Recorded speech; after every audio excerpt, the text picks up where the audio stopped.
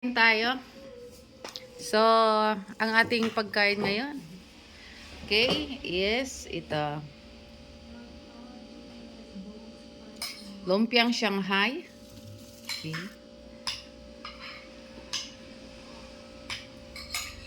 Yan, lagyan natin dyan. And, ito, pritong bangus. Yan, pritong malaking bangus. And, what else? Yan.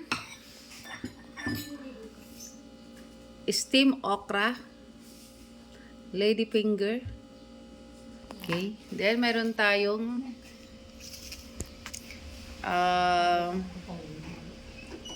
eggplant. Steam eggplant. Para sa fiber natin to, no? Ito para sa fiber. Yan. Yan. Ito naman para sa protein.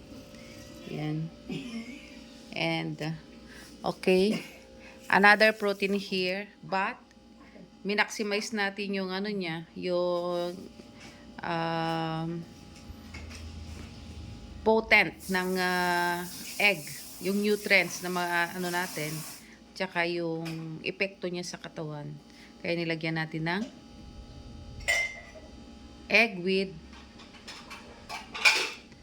sliced potato. Tomato. Ayan.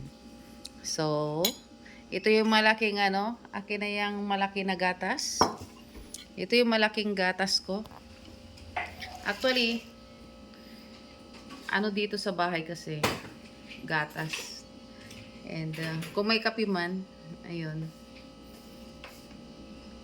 And salamat sa mga nagbibigay, sa mga sponsor natin galing Canada.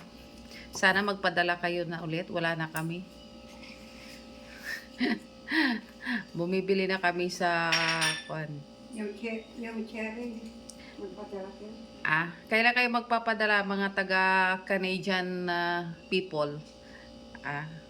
Okay. And for sa ano natin, sa mga kumakain ng rice, ito, bagong rice. Steam rice. Galing, ano, bagong luto. Okay, so ilikuan natin. Ito, masarap ito. Utokso, layuan mo ako. Okay, so,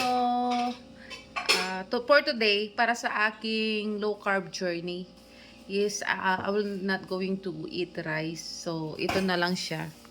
Mga kuan natin. So, pag nandito ako sa bahay kasi, ang daming niluluto si mother ng mga ulam, mga pagkain. So, kasali ito sa sa low carb journey ko kasi nagiging healthy na tayo. Ayan, so ito na yung aking pagkain para sa aking low carb.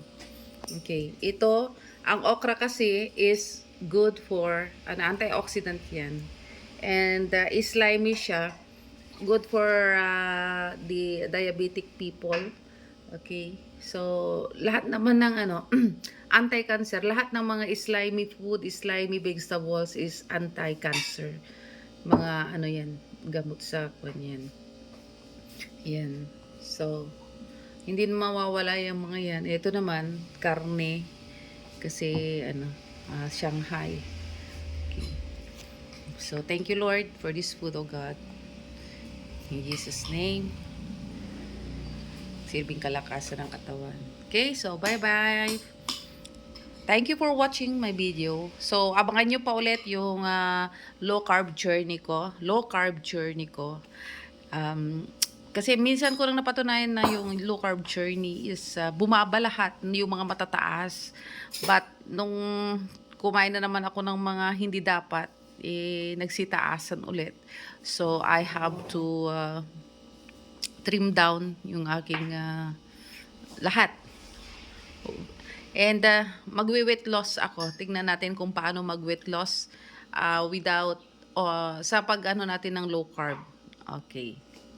Okay, bye-bye!